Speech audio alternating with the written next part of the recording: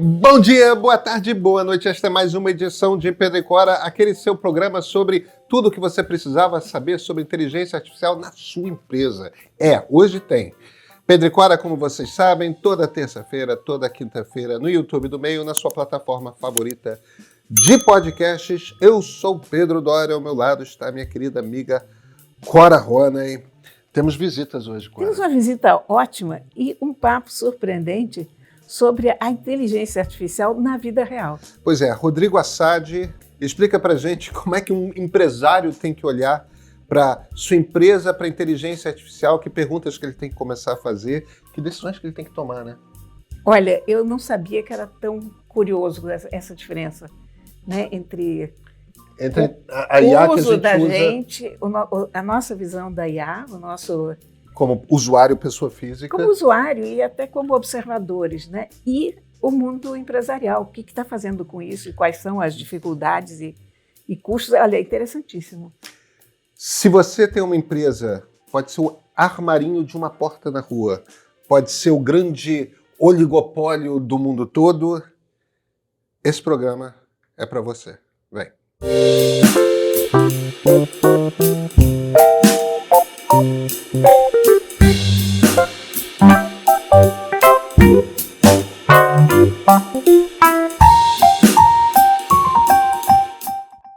Assad, bem-vindo. Seu trabalho na Embratel exatamente qual é? Qual o título aí? Boa pergunta. Eu hoje, primeiro agradeço a vocês o convite de estar aqui com vocês, Pedro, Cora.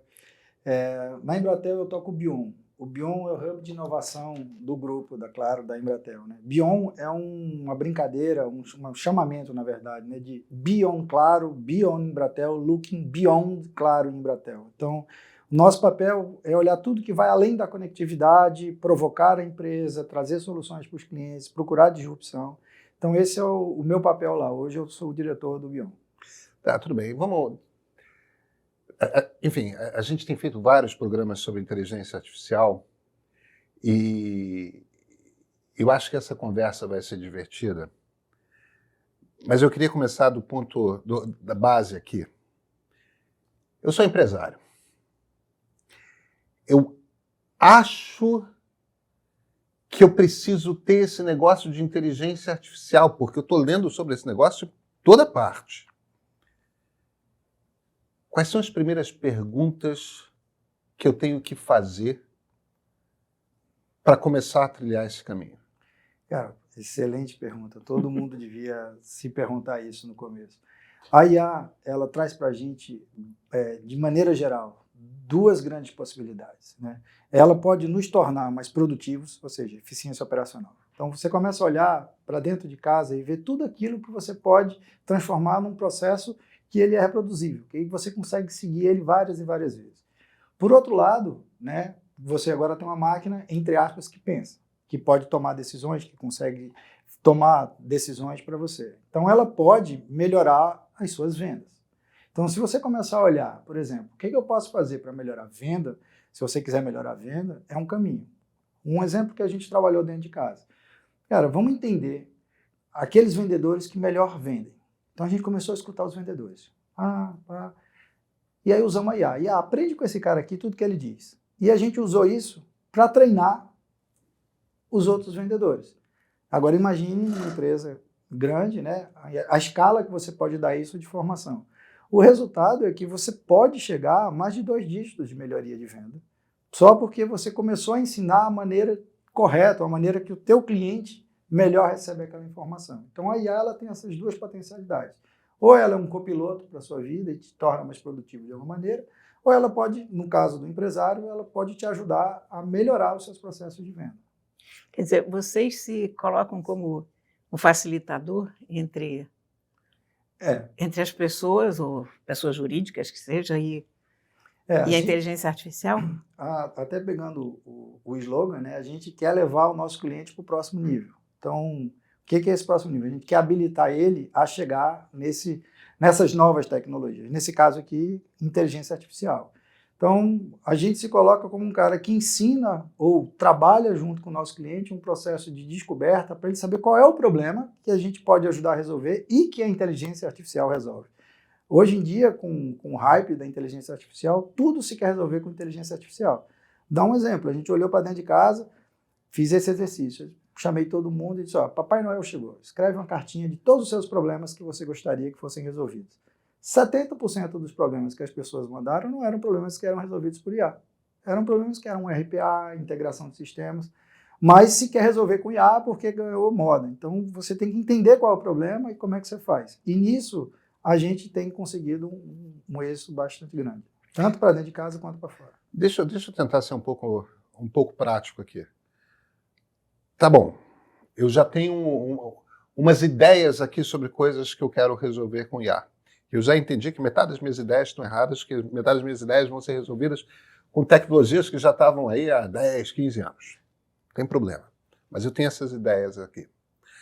Aí eu olho para a minha empresa e eu tenho um banco de dados ali com todos os meus clientes, tenho uma nuvem aí que eu contrato para fazer backup, de repente tem um site.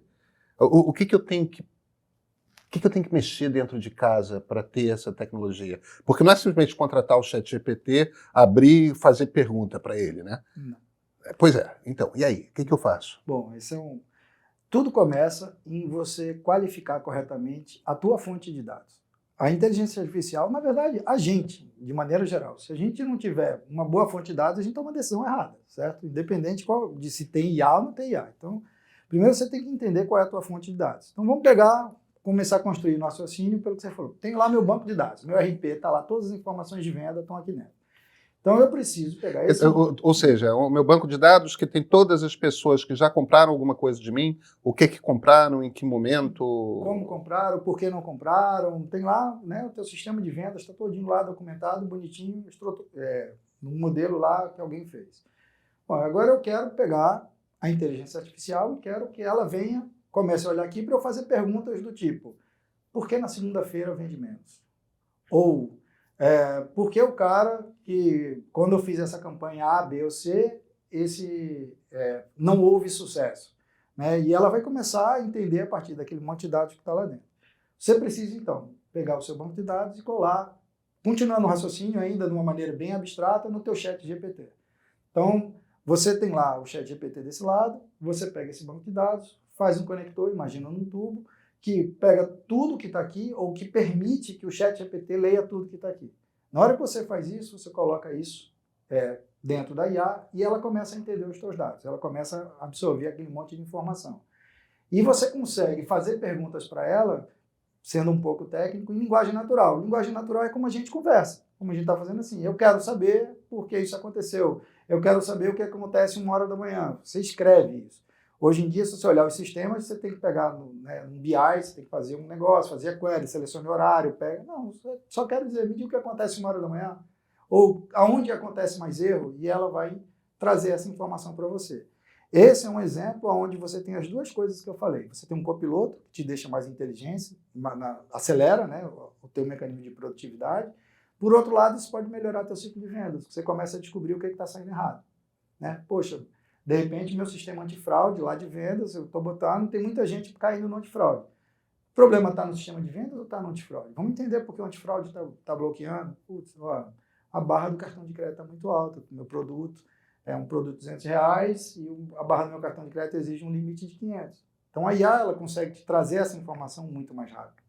E isso abre para a gente uma nova fronteira. A IA é um novo ciclo. Né? E aí eu posso fazer a pergunta que eu quiser para a IA, que esteja lá no banco dos dados que ele vai responder. Mas, Assadir, me falaram que se eu puser todos os meus dados de venda, que é o meu trabalho suado aqui, lá no ChatGPT, ou no Gemini, ou seja lá onde for, aí o Google vai saber, o OpenAI vai saber, a Anthropic vai saber. Como é que eu mantenho o segredo dos meus dados? Essa é a grande questão que, na verdade, no começo teve o grande hype, né? Teve os casos que aconteceram por aí, grandes empresas, né? Teve um grande fabricante de celular que começou a usar a versão gratuita, se aprendeu o código-fonte dele e começou a treinar todo o resto do mundo no código-fonte do celular desse grande fornecedor. Então, para quem for uma grande empresa, constitua um comitê de gestão de IA.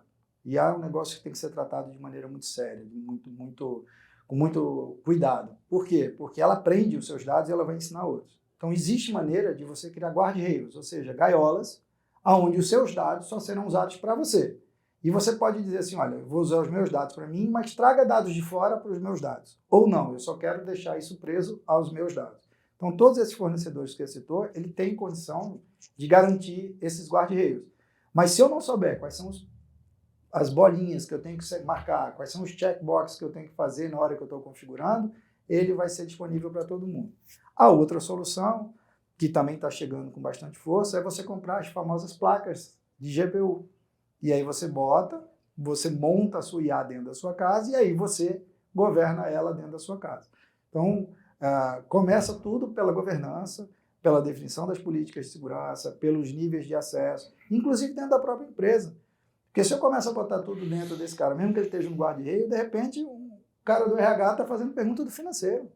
Será que pode? Né? A gente tem sistemas diferentes dentro da empresa para isso, mas se eu boto tudo num único lugar, então existe uma série de questões, e aí, como eu falei para vocês, a gente vem trabalhando isso há bastante tempo para que a gente garanta que saia tudo certinho. A gente está num momento muito inicial da IA. O que você acha que pode ser feito nesse momento para garantir que isso não vire uma confusão total?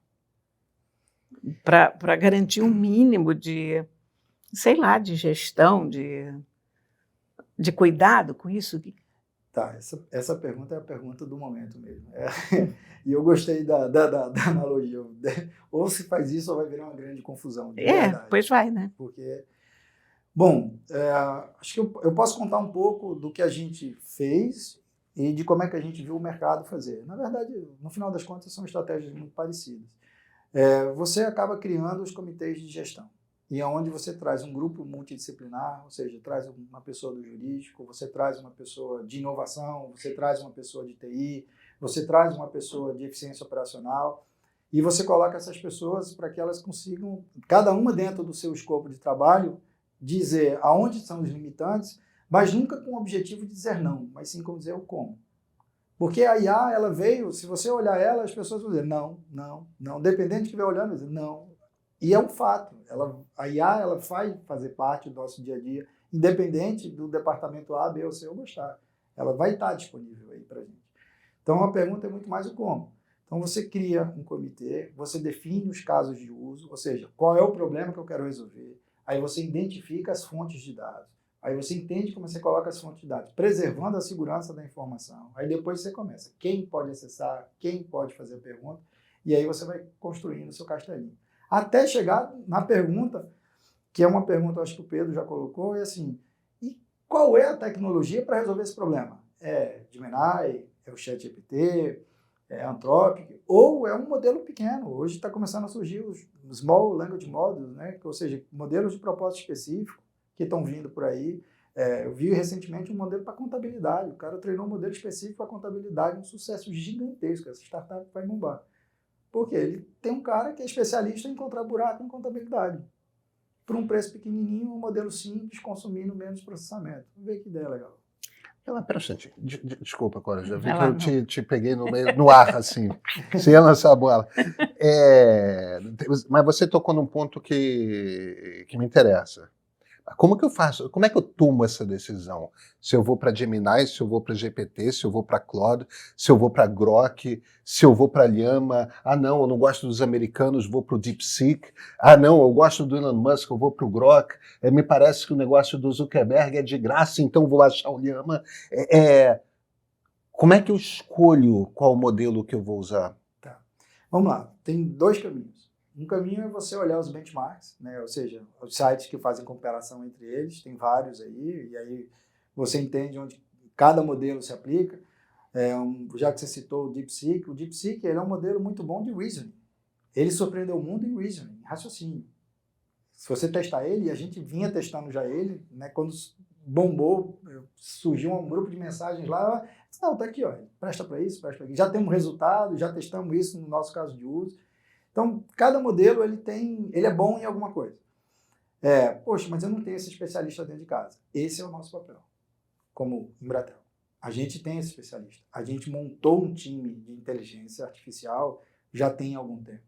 né? E antes de começar a inteligência artificial generativa, a gente trabalhava, porque IA é um negócio que já vem há algum tempo, não é um negócio que surgiu. Claro. Né? A generativa, como oferta no mercado, tem pouco tempo, mas a IA é um processo. Então, a gente já vinha trabalhando nisso. Então, aonde é que a gente pode ajudar nessa história? A gente fez esse trabalho todo. E a gente testou isso, tanto dentro de casa, imagina, sei quantos milhões de clientes no consumo, uma parte gigantesca do topo da pirâmide na Embratel, o mid-market, a gente é extremamente bem posicionado. Então, cada lugar desse tem um tipo de tecnologia e a gente teve que testar. E aí a gente montou, tem um laboratório, testa, desse laboratório leva, aí tem uma área só para empacotar, levar isso de serviços profissionais, de soluções digitais. Então, ou você se aproxima de um cara como esse e pode te ajudar, ou você olha os benchmarks, ou se você quiser, você pode testar também, mas vai dar um trabalho. Não, eu sei que vocês cobram por isso, mas dá uma dica aqui. Tipo, para que o Gemini é bom, para que o GPT é bom? Como é que... eu entendo a coisa do raciocínio matemático, que aí você vai para o GPT O1 ou você vai para o DeepSeek, mas o que faz de fato diferença de um modelo para o outro? É uma coisa muito detalhezinho ou tem diferenças grandes? Olha, para nós, no final das contas, você tem que medir a qualidade da resposta que ele te entrega. Então, vou te dar um exemplo bem tangível. Eu preciso escutar as ligações dos meus clientes e quero entender o que eles estão passando, se eu estou atendendo eles bem. Eu não preciso de um modelo com 64 bilhões de parâmetros e um cache interno de 128K para fazer isso. Eu posso usar um modelo até mais antigo, um GPT-3.5. Posso usar um Llama mais antigo. A decisão, nesse momento, começa a ser financeira. Por quê? Porque esse negócio ele tem um potencial de escala muito grande e você paga por um negócio chamado token. Então, se você não tem a previsibilidade, que é uma coisa muito difícil no universo que a gente está falando, a chance de você começar a gastar muito é grande. Então, quando você pega os modelos pequenos, que você falou lá que o ChatGPT tem, que o Gemini tem, eles são mais baratos. Então, o volume deles por token, por milhão de token, é mais barato. Então, se você quer ter algo que você imagina que vai ter muito acesso, vai para os modelos menores, começa neles. Talvez você não precise de um cache, porque você não tem que salvar tanta informação, ou você não precisa de tantos parâmetros a mais para você chegar numa resposta. Então, para mim, a questão, na hora da decisão, está muito mais associada à escala e ao propósito do que você está precisando. A gente tem visto que, poucos casos, você precisa de tanta tecnologia. Um outro exemplo, transcrição de áudio para texto. Tem um desses fornecedores que o índice deles é 95%. A grande maioria ficou em 92%, dentro de uma escala que a gente criou lá dentro. De 92%, 90%. Cara, eu tenho que fazer uma transcrição para o CNJ, para a Justiça Brasileira. Bicho, esse aqui é o melhor. Vai nele, porque ele transcreve melhor. Porque imagina transcrever algo errado. Agora, eu preciso gerar uma interpretação do texto, fazer uma pergunta. Vai no modelo, mesmo com a taxa de erro maior, não vai mudar o resultado. Então, a decisão acaba sendo no custo da transação. Esse cara aqui é 6 vezes o preço desse, o mais caro. A gente está aqui falando, esse é caro, aquele é barato, o custo. A gente está falando de que quantias, de quanto a gente está falando, tipicamente? Olha, vamos pegar números grandes, né? Imagina que você tem ali o MEC, um bom exemplo, o MEC. Eu quero pegar todas as interações que eu tenho com os alunos do Brasil. Então, eu vou ter ali, sei lá, 28 milhões de alunos que eu vou ter que querer interpretar o que eles estão fazendo. Você está falando de um volume de, no mínimo, 5 a 10 milhões de reais mês. Um volume desse tamanho. Eita. Mas, quando eu estou falando, de repente, mas veja, de repente o custo disso, comparado a você fazer no modelo antigo, onde todo mundo ia ter que ler, todo mundo ia ter que... Vale a pena. No final das contas vai valer a pena, mas é um custo imprevisível. Quando você vai para empresas menores, eu quero um chatbot para meu cliente falar comigo e eu tirar dúvida, FAQ do meu produto, estou começando a minha pizzaria, eu quero assessorar o cara. Vou pagar talvez ali 600, 700 reais se você trabalhar com os modelos pequenos. Isso traz muita vantagem, porque ele pode pegar isso, fazer uma campanha de marketing na rede social e ele pode vender muito mais sem ter que aumentar a força de venda dele, sem ter gente atendendo ligação telefônica, em qualquer horário. Agora, você tem usado muitos exemplos do comércio, mas em quais áreas isso está funcionando melhor? Ou funcionando melhor, funcionando, e quais áreas têm se interessado por isso? Olha, aqui no Brasil, a gente está numa fase que a gente define muito de experimentação. Se você começar a olhar, você não tem ninguém se despontando tanto frente aos outros mercados. A gente ainda está aprendendo, seja em qualquer segmento que você está olhando. O que eu começo a ver dos clientes que a gente tem, a turma da área de mídia tem sido os mais ousados. Eles têm procurado mais, talvez porque eles têm uma série de benefícios que antigamente a gente não olhava, né? Um dia desse, num bate-papo, um cara me trouxe um problema. Qualquer livro, qualquer filme, qualquer coisa que você tenha, você tem que fazer a classificação indicativa. Sabe como isso é feito? O cara tem que assistir e preencher Por que eu não posso botar uma IA para assistir o filme e ela vai assistir muito mais rápido que você, que ela pode assistir numa velocidade que você não vai assistir, e no final ela diz, olha, a classificação indicativa desse filme é essa. Então você começa a ver todo mundo que tem muita mídia, muito dado, começar a ver assim, cara, isso aqui pode potencializar eu encontrar informações que eu não tinha pensado antes, né, numa velocidade muito maior. Mas não diria para você que eles eu vejo mais ousados do ponto de vista de coisas mais disruptivas, né? O mercado financeiro é o mercado financeiro, eles têm olhado bastante isso e tenho visto muito os chatbots. Chatbots de maneira geral, como um assessor do cara que tem o seu comércio eletrônico, do cara que tem a sua rede social. De repente você... uma coisa que está muito comum hoje em dia, né? Esse é um exemplo, nem sei se é um bom exemplo, mas acontece. Sabe esses sites que você vê onde as pessoas postam fotos suas e você paga para assistir as fotos e você pode interagir com ela, me manda foto disso. A grande maioria não tem ninguém atrás. Já é um robô com IA. Tipo um OnlyFans? Exatamente. A maioria das pessoas que estão no OnlyFans, existem empresas que criaram tecnologia, estão dominando esse mercado. E quando você chega lá, eu quero uma foto do pé. Aí, não, só um minuto, já é um robozinho, já tem uma foto do pé, ele já manda para você, você não pode confiar em ninguém. Momento, cara. Maravilhoso isso. Inclusive pode produzir a foto na hora, né? Eu acho que vai chegar nisso. Vai claro começar a tirar um monte, na história da Iris, né? Você vai várias fotos, produz uma foto do meu pé com os mate azul aqui, encomendei, pronto. Saiu uma foto. É engraçado. Eu acho que tem um medo que seria natural. Você está falando de chatbot. E me parece evidente que a primeira coisa que vai ocorrer vou substituir o saque. Mas ainda tem um medo de alucinação, né, Assad? Como é que eu controlo, de alguma forma, o que esse bot vai estar falando para o meu cliente? Olha, e se o bot não decide se declarar apaixonado pelo meu cliente e começa a ter um romance tórrido ali? E eu não estou citando esse exemplo apenas porque ele é curioso e divertido, é porque é um dos tipos de alucinação comuns de acontecer, né?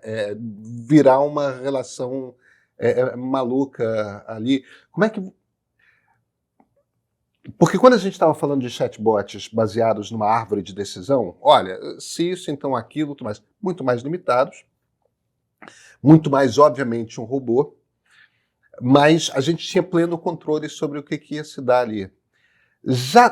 Esses chatbots já podem ser confiáveis para a empresa que contrata ou ainda tem risco de alucinação? Como é que está? Olha, esse é um tema, obviamente, de muito interesse na empresa, um tema natural lá. Eu vou te dizer 2 cenários que eu já vi. Tem aquele cara que ele, em média, tá, se você tiver uma solução boa ali, ela vai te dar 3 a 5% das ligações vão cair numa alucinação. Se você tiver uma solução boa. A grande maioria ainda está longe disso. Mas 3 a 5%. Mas solução boa. Você está pagando mais caro, né? Não é Isso, se você olhar para Claro, é inaceitável. É muito alto. 3 a 5% eu acho muito alto. Agora, existem vários segmentos que os caras estão aceitando. E ela vai te dar um diagnóstico errado, mas isso não vai ser um problema. em determinadas, obviamente não em tudo, mas em determinadas... Por exemplo? Vamos lá, você quer ligar e quer fazer uma reclamação. Você quer registrar a sua reclamação. Aí você diz, por favor, me diga a sua reclamação. Você vai, a minha reclamação é essa. Tá bom, vou mandar para você por e-mail a sua reclamação e vou encaminhar na área interna. Aí a IA transcreve o áudio, interpreta, imagina qual é a área que ela tem que mandar para a área do seu Pedro, por exemplo, e na verdade era para da dona Cora. Ela errou. Mas isso... Bom, isso é um tipo de erro aceitável porque está fora da vista do cliente. Mas imagina que você é um cliente e você recebe uma alucinação louca da IA. Como acontece? Expor o cliente à alucinação não é uma boa experiência. Hoje a gente arrisca mais para dentro de casa. Quando você está com um cliente na ponta, eu vi até que o Pedro citou bem, você está na árvore de decisão. Às vezes o cliente chega na árvore de decisão no lugar errado. E aquilo é frustrante. Então, se você consegue, num passo anterior, entender como colocar ele no ponto certo da árvore de decisão, aí você tem um índice de melhoria operacional razoavelmente grande. E esse é o caminho que eu acho que a grande maioria está fazendo. Você coloca ela ali, me diz o que você quer fazer aqui. Ah, eu quero fazer isso, isso e isso. Entendi que você quer fazer essa ou essa operação, Aí ele te bota no ponto certo.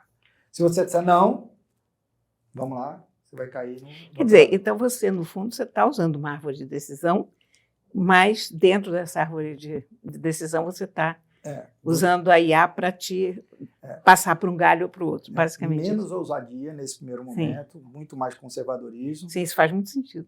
E quando você cai no atendente, eu já escutei o que você falou, aí eu já entrego para ele um copiloto. Então, à medida que o diálogo vai acontecendo, a PA, o atendente, ele tem um copiloto que vai dizendo para você o seguinte, ele disse isso, responde desse jeito. Ele disse isso, responde desse jeito. Porque quando você pega empresas muito grandes, você tem livros de resposta, né, que tem 2.000, 3.000 respostas, dependendo do problema.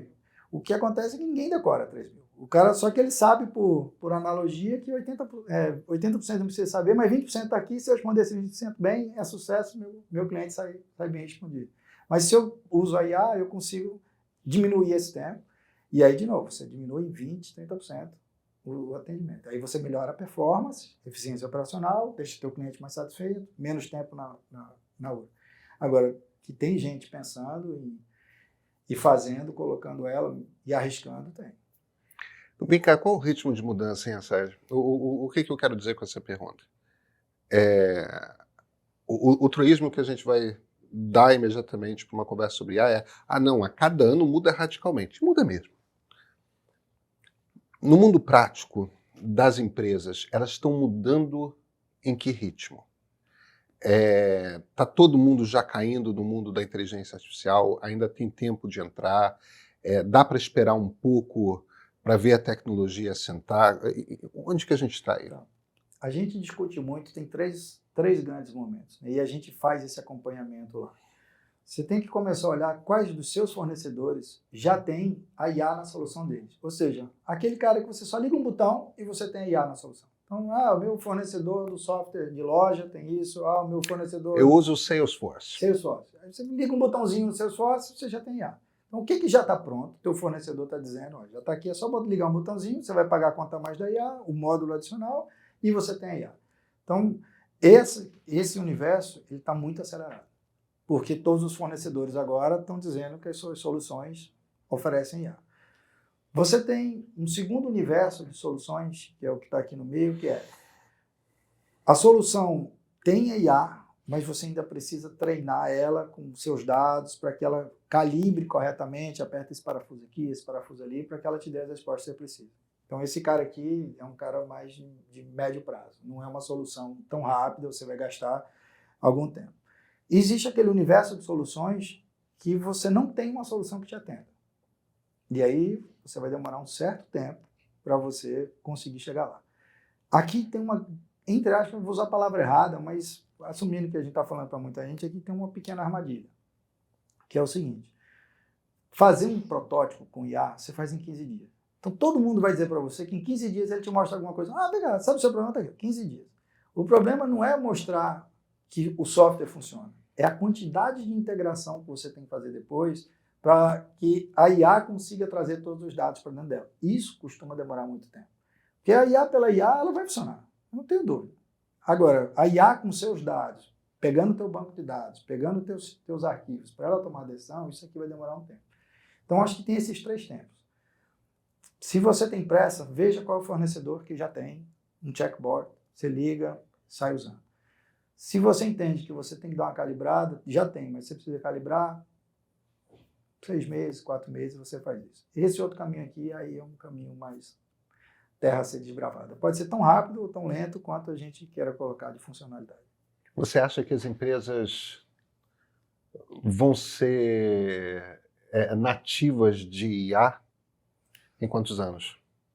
Olha, você deve lembrar que há algum tempo atrás teve o hype da cloud. Né? Todos os produtos tinham cloud, né? Você tinha um produto X, aí ele virou cloud X. Aí, né? Acho que mais um ano, todos os produtos vão ser IA. IA X. IA, todos os produtos vão ter IA. Mas isso não é ser nativo, não é ser nativo. De IA. Quando que tudo quanto é coisa que a gente usa numa empresa vai ter IA integrada? Você acha que é quanto tempo? Olha, se você estiver falando em um universo, sabe, 100% vai demorar bastante tempo. Mas se você estiver falando aquilo que mais te interessa, né, os principais sistemas, folha de pagamento, sistemas de ERP, isso, cara, mais um ano você já tem todas as soluções, grandes soluções com isso disponível para você usar. Então, o que eu estou entendendo de você me dizer é o seguinte: se você é um empresário, tem uma empresa de médio porte que seja, a hora de... é agora. Ou começa, veja, é um processo irreversível. A gente começou um novo ciclo da humanidade. A IA vai fazer parte do nosso dia a dia. Isso, do mesmo jeito que a roda faz parte, do mesmo jeito que a agricultura fez parte, a internet fez parte, a gente iniciou um novo ciclo. A IA vai fazer parte do nosso dia a dia. A gente querendo ou não, ela vai fazer parte. Então, já tem solução, como eu falei, já tem RP pronto, mas para pegar a tua pergunta, a grande maioria deles vão estar com suporte a isso. Quem não tem, daqui a um ano vai ter. Não tem jeito. Quando a gente fala de cliente, de empresa, a gente está falando de que tamanho de empresa? Quer dizer, se eu amanhã tiver um armarinho pequenininho que trabalhe eu e uma amiga, isso já é considerado cliente para IA? Ou... Já, porque esses são os caras do chatbot. Esses se beneficiam de ter um assistente que ajude eles no dia a dia enquanto eles estão tocando. Então, chegou pedido, chegou um e-mail, chegou não sei o quê, esse cara já recebe e ele já toma decisão e ele já interage. Então, isso, a gente tem chamado isso aí de agentes, né? Esses agentes, eles já existem, tanto para o pequeno, vamos falar para o MEI, para o pequeno empresário, para o médio e para o grande. Isso já está, tem cada vez mais solução, inclusive soluções brasileiras disponíveis aí. Estou falando de milhares de startups já com pequenas soluções, grandes soluções. Qual o tamanho da mudança, hein? Você estava, que nem a roda, que nem a internet, que nem... A gente está falando de uma... O que é IA? É do tamanho da internet? É do tamanho da eletricidade? Internet e eletricidade têm impactos diferentes na humanidade. A eletricidade foi muito mais impacto. Qual o tamanho da IA? Vê, assim, eu tenho um livro que fala sobre isso, eu li recentemente, e eu realmente acredito. Ele coloca que existem 13 ou 18 ciclos, não vou lembrar de cabeça, que mudaram a vida do ser humano sistematicamente. E ele coloca primeiro a roda mudou. Depois a agricultura. A agricultura fez com que a gente mudasse. E ele escrita. Escrita, e aí ele chega dizendo assim, a internet e a computação foi o último grande ciclo. Ou seja, demorou, 30 anos para que o ser humano, em qualquer classe, em qualquer situação, tivesse um dispositivo que seja de computação ligado a uma rede e a gente não consegue mais ficar sem isso. O impacto da IA é esse. Daqui a alguns anos, e aí cada vez mais esses ciclos são mais curtos, daqui a alguns anos a gente não vai conseguir mais viver sem IA. Você vai ter o seu óculos, por exemplo, e o seu óculos vai estar conectado ao IA e você vai estar andando, ele vai te dizendo, ele vai te lembrar, você vai estar em reunião E eu que não estou usando óculos, vou ter que usar um óculos, porque aquilo ali vai me deixar mais produtivo e eu não quero mais andar com esse dispositivo que está no meu bolso. Eu quero algo que me deixe minha mão livre.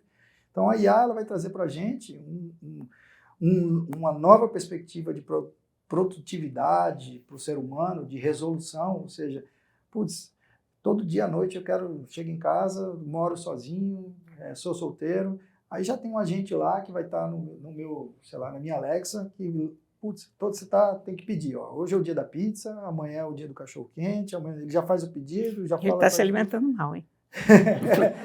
Inclusive eu ia fazer a piada, que a piada pronta aí você pede a pizza, aí o cara da pizza diz assim, olha, consultei, você está com o seu colesterol alto, você não vai poder consumir. Então, a gente está caminhando para isso. Esses agentes vão deixar a gente mais produtivo. Agora, o tempo para isso acontecer, ainda ele não é determinístico, né? A gente ainda está... Cada ciclo é menor, isso se sabe, mas ainda vai demorar um tempo. Mas isso é um fato, isso não vai mudar mais. Isso Quer vai dizer, acontecer. Então não adianta uma pessoa que tem todas as implicâncias com a inteligência artificial, não quero nem saber disso, quero viver minha vida sem isso. Esquece, porque não é possível, não dá para se esconder embaixo do sofá. Olha, eu até peço desculpa aqui para minha mãe, mas no começo da internet, minha mãe dizia que ela não ia usar. Eu disse, olha, você vai ter que morar numa caverna. Hoje ela faz vídeo no Instagram. Então, assim, vai ter gente que vai se negar, não quero, daqui a algum tempo ela vai entender que aquilo não é para competir, que aquilo não é para tornar você desnecessário, é simplesmente algo que deixa a gente mais produtivo, vai ter mais tempo para fazer determinadas ações e etc. Então esse é um pouco do que está vindo por aí. Antes da gente terminar, eu queria voltar um pouco aqui para o dever de casa do nosso empresário imaginário.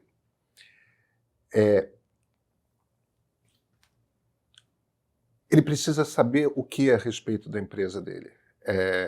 Quais são os setores ali daquilo que antigamente a gente chamava de TI e que hoje talvez a gente chame de a empresa. Em que ele precisa prestar atenção? Que tipo de infraestrutura ele precisa ter? Ele precisa ter um contrato com uma nuvem? Ele precisa... nem sei o que é. Ele precisa comprar um monte de vídeo de chip da NVIDIA? Ele precisa... Com o que ele precisa se preocupar? Eu volto quase aqui para a pergunta inicial, né? Quais são as coisas que ele tem que perguntar, só que um pouquinho diferente. Com que infraestrutura ele tem que se preocupar? Porque ele está fazendo conta nesse momento, né, cara? Então, foi bom, assim, até depois de tudo que a gente falou aqui, voltar ao começo é muito bom, porque agora a gente já tem uma sedimentação, já conversamos sobre vários assuntos aqui. A primeira tendência é que cada vez mais com a IA você precisa menos da TI. Vocês já repararam que a IA não é um tema que normalmente é tocado pela TI, ele é tocado por outras áreas, pela inovação, pela área de negócios. Não é que a TI não faça parte, mas a TI é o provedor dessa solução, né? O problema agora está do outro lado, é entender problema mais. De negócios. Exato. Então, a minha dica para esse cara, para mim, ele tem que fazer 3 coisas. Primeiro, ele tem que identificar dentro das áreas que ele tem, mesmo que ele não tenha áreas, mas que ele entenda, o meu problema está na venda, o meu problema está no back-office, o meu problema está no RH, está na folha. Ele precisa entender onde está o problema dele, o maior problema que ele tem. Então, a primeira coisa que ele precisa fazer. Depois ele tem que entender em quanto tempo, ou se aquele fornecedor da solução dele já tem uma IA. Porque é bem capaz de já ter. A grande maioria das coisas hoje em dia, principalmente fornecedor de software dos consolidados, como você citou, Salesforce, já tem. Então, já tem lá, agora eu quero saber como é que é. E aí vem o terceiro ponto, que esse é o que está mais gargalando. Quanto custa? Porque não é a licença do software e você paga a conta da IA. Porque à medida a IA, né, nesse modelo de você consome quanto você quiser, eu brinco muito, é um open bar, né? Você pagou e agora você vai usar... Não é isso que está acontecendo. Então você paga pelo que você está consumindo. Então se você consumir muito, você vai gastar mais. Então você tem que entender a previsibilidade disso. Tem benefício, mas você tem que entender. Esse último bottom line tem sido uma grande barreira. Eu vi um cara um dia desse num evento, eu fiz, cara, fiz um chatbot, meus clientes adoraram, não sei o quê. Quando chegou no final do mês, não valia a pena. O valor que meus clientes pagaram pelo chatbot versus a conta que ficou para mim da IA, não valia a pena, tirei o serviço do ar.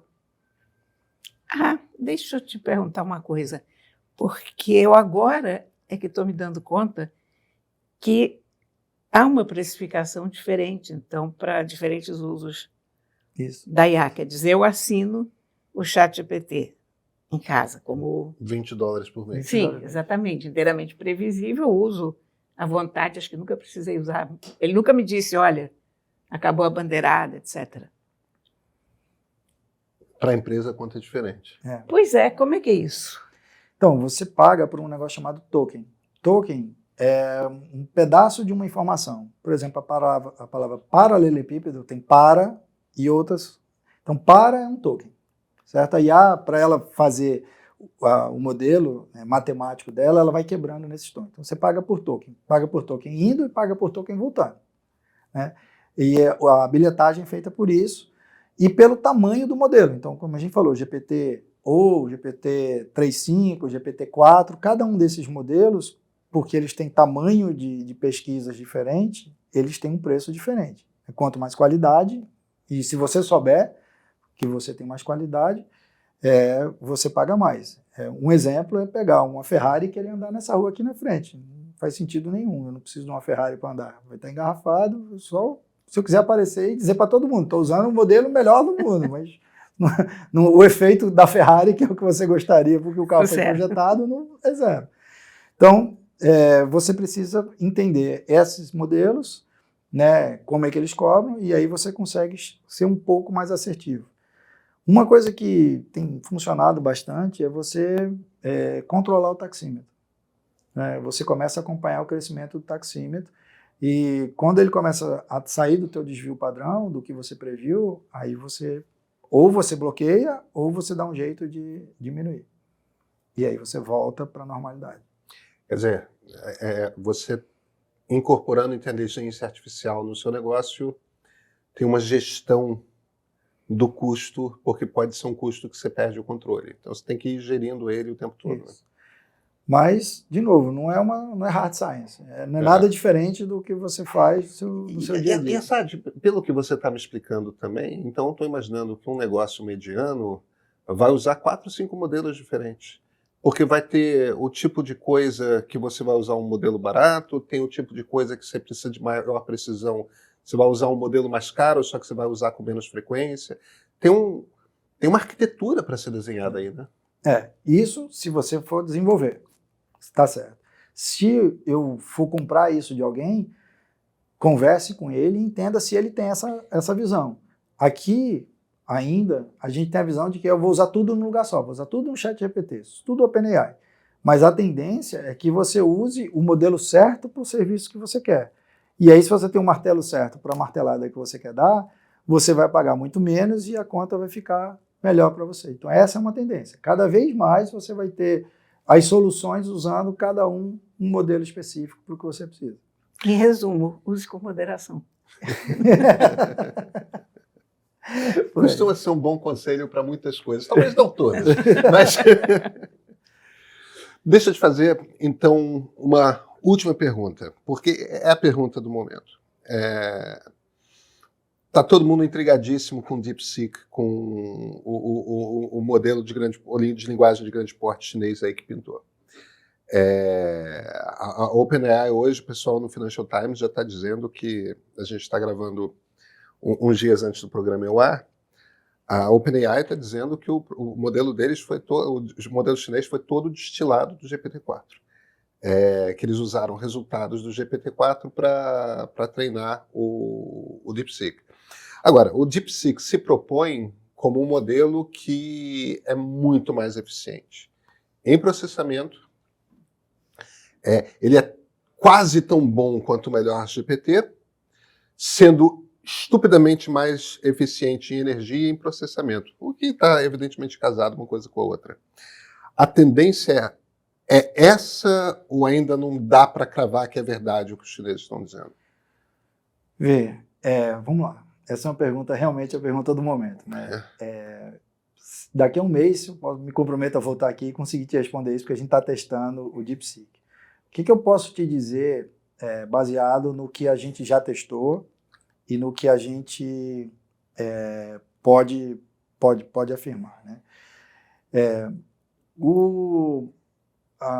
Os chineses, eles têm uma dificuldade de importar as placas mais poderosas, né? As placas de processamento. Proibido mesmo. Isso.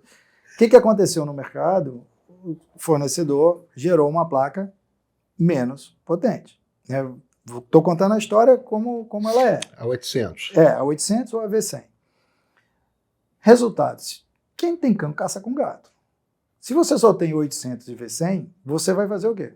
Você vai desenvolver e você vai trabalhar na otimização do código. Você vai procurar um código que seja mais eficiente para o que você tem. Isso não é novidade para a humanidade. Isso, se você olha os períodos de guerra, isso aconteceu muitas vezes. Você vê as histórias dos tanques, muitos tanques foram assim. Nem sempre o melhor tanque era o melhor em combate, mas é o que o cara tinha que podia fazer, ele colocava muito mais tanques e ele tinha a vitória. Então, o modelo, quando se fala que foi treinado mais barato, é porque se você olhar a quantidade de placas, pelo preço que se paga por elas, foi muito mais barato do que você treinar o modelo como você tem hoje. E ele é realmente um modelo, como é que eu posso te dizer, que tem surpreendido nos testes que a gente fez internamente. Ele realmente bateu a solução que a gente estava usando. Acabei, antes de vir para cá, estava dando 85% de acurácia na resposta frente ao humano, e o que a gente estava olhando estava dando 72%, algo assim. E isso sem a gente calibrar direitinho. Então, realmente, ele tem coisas ali dentro. Mas ele é mais econômico também no processamento, na necessidade de processamento? Veja, a gente não tem uma estrutura gigantesca para testar. A gente tem sempre a mesma estrutura. A estrutura que a gente colocou, ele rodou, não deixou aquém a nenhum outro, e foi muito mais assertivo, com muito mais parâmetros de busca, né? Então, realmente, ele se mostrou eficiente. A gente não fez nenhum benchmark, e aí eu estou falando a gente do nosso lado, né, para fazer um teste de performance para te dizer qual foi o melhor. Mas no teste, para você ter uma ideia, a gente já girou uma parte de um sistema de produção durante algumas horas para fazer essa medição, para fazer medição a quente e comparar. E realmente ele aguentou. Mas eu acho que tem um cenas do próximo capítulo vindo aí interessante. No final das contas, se for verdade que ele usou máquinas menores, e aí justifica uma queda numa bolsa que nem aconteceu recentemente, e isso deve, de novo, né? A gente está testando na mesma máquina, mas daqui a algum tempo a gente vai fazer um teste de performance. Por isso que eu disse, eu posso até te mandar um e-mail e dizer, o Assad mandou um e-mail e disse que testou e deu esse resultado. Mas se isso for verdade, isso muda o cenário de investimento em data center, por exemplo. Porque você vai ter que gastar muito menos dinheiro para ter um resultado, e você começa a botar a responsabilidade no software, né? Sobre a questão que você falou ali da OpenAI, é porque você usa um LLM para treinar outro, né? Esse é o ponto. E aí eles alegam que usaram a OpenAI. Lá na documentação deles, eles dizem que usaram o Llama, mas só vai saber quem fez o teste. Assad, muito obrigado. Você precisa voltar. Opa. Nós vamos cobrar. Vamos, essa volta daqui a um mês. Daqui a um mês a gente está testando, só para vocês saberem, não existe só. Existem hoje vários fornecedores de chips mais baratos. A gente está testando eles. São soluções que elas são, sei lá, muito mais baratas e que trazem resultados de performance que elas são de propósito específico. Então você tem que estar atento a tudo isso. E a gente está testando. Só que eu não tenho, como laboratório do Bion, a gente ainda não tem esses resultados. Mas assim que eu tiver, avise e a gente vem aqui. Vai ser um excelente papo. Muito obrigado. Obrigado. Atenção! Esta é uma convocação. A democracia no Brasil está sob ataque. Mas qual o seu papel em tudo isso? Chegou a hora de discutir isso por uma nova perspectiva. No dia 18 de fevereiro, você é o nosso convidado especial para ampliar esse debate e conhecer a visão de grandes especialistas que não se deixam levar por partidarismos. Com participação especial de Nelson Jobim, Sérgio Abranches, Christian Lynch, Edmar Bacha, Argelina Sheibub, entre outros grandes nomes, Democracia, uma história sem fim, é o primeiro documentário original produzido pelo Meio Estreia, com exclusividade na nossa plataforma de streaming no dia 18. Assine o Meio Premium, apoie a democracia e ajude a disseminar esse debate.